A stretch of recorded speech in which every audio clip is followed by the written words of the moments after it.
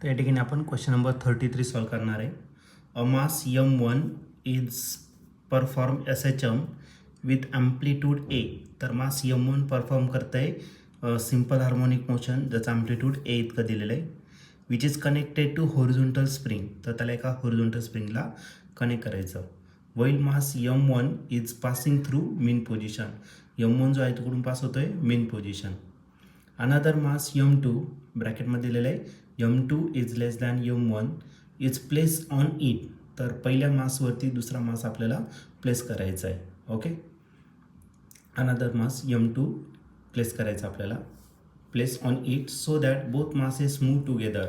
तर दोन्हीच्या दोन्ही मासेस काय होत आहे, एक साथ काय होतं तर मूव करताय, move together with amplitude A1. त्याचं जे ॲम्प्लिट्यूड आहे ते किती आहे, A1. The ratio of A1 divided bye A is. तर आपल्याला रेशो या ठिकाणी फाईंड करायचं A1 डिवायडेड बाय A. हा जो क्वेश्चन आहे हा 2021ला पण आलेला होता आणि 2016ला पण आलेला होता.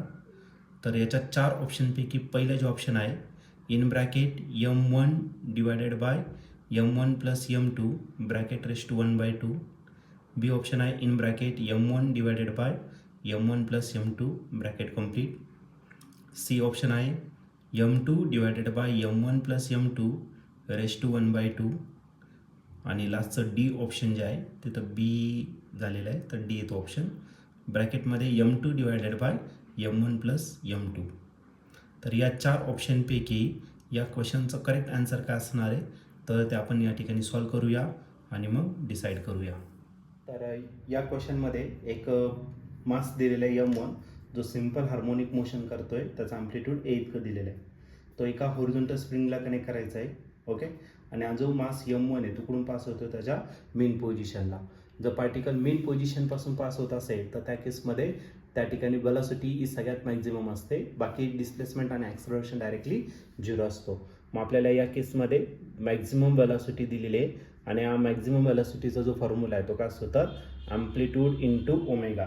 तर पहिल्या केसमध्ये त्याचा ॲम्प्लिट्यूड किती आहे, ए इतकं आहे आणि अँग्युलर फ्रिक्वेन्सी आपण ओमेगा इतकं घेतलं. हे पहिल्या केसमध्ये झालं. मग ही जी मॅक्झिमम वेलॉसिटी आहे आपण त्याला पण काय कन्सिडर करू तर V1 इतकं कन्सिडर करू. या केसमध्ये आपण जे मास अटॅच केलेलं आहे ते किती तर M1 इतकं त्याचं मास अटॅच केलेलं आहे. आता दुसऱ्या केसमध्ये अजून एक मास घ्यायचा आहे ज्याचं मास किती येतं M2. तो पहिल्या याच्यावरती प्लेस करायचा आहे आणि दोन्ही एकाच टायमाला काय होणार तर मेन पोझिशनपासून पास होणार आहे, पण त्याचं ॲम्प्लिट्यूड किती येतं A1 इतकं त्याचं ॲम्प्लिट्यूड आहे.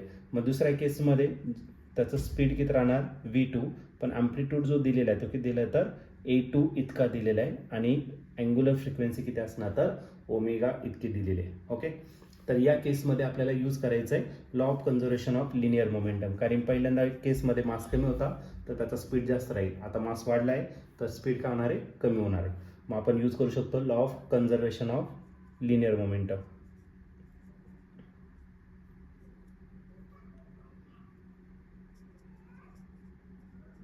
Conservation of linear momentum. Law of conservation of linear momentum जर घेतलं तर पहिल्या केसमध्ये लिनियर मोमेंटम किती राहणार P1 आणि मग दुसऱ्या केसमध्ये किती घेतला तर P2. आणि लिनियर मोमेंटमचा फॉर्म्युला काय असतो मास इंटू वेलॉसिटी. मग M1 V1 इतका राहील. दुसऱ्या केसमध्ये दोन्ही मास प्रेझेंट आहे म्हणजे मास किती राहणार M1 प्लस आपल्याला M2 कन्सिडर करावं लागेल आणि त्याचा स्पीड किती तर V2 एवढा त्याचा काय असणार तर स्पीड असेल. ओके, तर M1 तेवढंच M1 आपण M1च पुट करणार आहे, पण V1 जो आहे V1 किती आहे तर ए ओमेगा इतका त्याचा काय दिलेला आहे तर स्पीड दिलेला आहे. ए ओमेगा त्याचा काय झाला स्पीड झाला. त्यानंतर हा M1 प्लस M2 मी तसाच लिहिणार आणि V2 जो आहे V2 किती आहे तर A2 इंटू काय दिलं तर ओमेगा. ओके, मग एक काम करा याचा स्पीड पण काय असणार आहे वेगवेगळा असेल, याचा ओमेगा 1 असेल आणि याचा काय झालं तर ओमेगा 2. मग याला ओमेगा 1 कन्सिडर करू आणि याला काय कन्सिडर करणार तर ओमेगा 2 इतकं आपण या ठिकाणी कन्सिडर करणार. ओके, आता आपल्याला ॲम्प्लिट्यूडचाच रेशो काढायचा आहे. ॲम्प्लिट्यूडचा रेशो कोणता काढायचा आहे A1 डिवायडेड बाय ए इतका काढायचा आहे. तर पहिल्याचा ॲम्प्लिट्यूड किती ए इतका आहे आणि दुसऱ्याचं जे ॲम्प्लिट्यूड आहे ते किती आहे तर A1 इतकं दिलेलं आहे. ओके, मग याला आपण काय कन्सिडर करणार तर A1. मग आपल्याला काय फाईंड करायचं A1 divided by A find करायचं आहे. मग एक काम करायचं हा M1 ओमेगा 1 तसाच ठेवा. ओके, आणि M1 प्लस M2 जो इकडे मल्टिप्लाय इकडे काय करून घ्या तर डिवाइड करून घ्या, divided by M1 plus M2. Okay, आणि आणखीन काय तिथं ओमेगा 2 आहे, तर ओमेगा 2 पण या ठिकाणी काय होणार डिवाइड. मग या ठिकाणी रिमेनिंग राहिलं A1 डिवायडेड बाय काय तर ए या आपल्याला फाईंड करायचं आहे. आता ओमेगा तुम्हाला दिलेलं नाही, ओमेगा असं पण दिलेलं नाही, स्पीड कॉन्स्टंट आहे राईट ना, आणि मास वाढवलं याचा अर्थ स्पीड काय होणार तर चेंज होणार आहे. ओमेगा जर घेतलं तर आपल्याकडे SHM मध्ये आपण ओमेगाचा फॉर्म्युला घेतलेला होता, आणि हा जो ओमेगाचा फॉर्म्युला आहे तो काय अंडर रूट ऑफ किंवा ओमेगा स्क्वेअर जर घेतला किंवा ओमेगा स्क्वेअर के जर घेतला तर तो काय असतो यम ओमेगा स्क्वेअर इतका असतो. मग ओमेगा स्क्वेअर जो आहे तो काय भेटेल तर आपल्याला के अपॉन यम, आणि फक्त ओमेगा जर घेतला तो किती भेटणार तर अंडर रूट के अपॉन यम इतका भेटेल. मग ओमेगाची व्हॅल्यू आपल्याला माहिती आहे, तर ती आपण या ठिकाणी काय करणार तर पुट करून देणार आहे. मग या इक्वेशनमध्ये आपण पुट करून टाकू. मग equation A1 divided by A is equal to, फक्त लेफ्ट साईड राईटला लिहिणार, राईट साईड लेफ्टला लिहिणार. हा M1 मी तसंच लिहिणार, डिवायडेड बाय तुमचा M1 प्लस M2 जो आहे तो देखील तसाच लिहिणार, आणि ओमेगा 1च्या जागी मी काय लिहिणार under root K divided by M. मग पहिल्या केसमध्ये मास किती आहे M1 इतका आहे, आणि त्याचा जो फोर्स कॉन्स्टंट आहे तो किती घेतला तर के इतका. फोर्स कॉन्स्टंट या ठिकाणी चेंज होणार नाही. आता ओमेगा 2 जो आहे तर त्याच्या ओमेगा 2 मध्ये जे मास आहे ते किती आहे तर M1 प्लस M2 आहे, मास वाढलेलं आहे. मग याचं रेसिप्रोकल करायचं, मग काय आला M1 plus M2 divided by force constant काय झाला तर के. ओके, फोर्स कॉन्स्टंट काय आला के अंडर रूट. तर तुम्हाला ओमेगा 1च्या जागी काय टाकायचं के डिवायडेड बाय M1 इतका टाकायचा, आणि जो ओमेगा 2 आहे त्याचा रेसिप्रोकल करणार आहे. मास दोन्ही पण प्रेझेंट आहे M1 प्लस M2, आणि डिवायडेड बाय फोर्स कॉन्स्टंट काय झाला के. एकच स्प्रिंग आहे, फोर्स कॉन्स्टंट सेम राहील, के के काय झाला कॅन्सल. ओके, मग या ठिकाणी राहिलं A1 divided by A is equal to राहिला M1 divided by M1 plus M2. याला आपण स्क्वेअर रूटमध्ये न लिहिता याला स्क्वेअर रूटच्या बाहेर म्हणजे ब्रॅकेटमध्ये लिहिणार. मग या M1 प्लस M2 याची जी पॉवर आहे ती किती राहणार रेज टू 1/2, आणि M1 जो आहे त्याची पण पॉवर किती राहणार तर 1/2. ओके, आता याला जर सिम्प्लिफाईड केलं तर M1 आपण एका बाजूला घेणार, आणि M2 काय करणार तर आपण एका बाजूला या ठिकाणी काय करणार तर राईट करणार.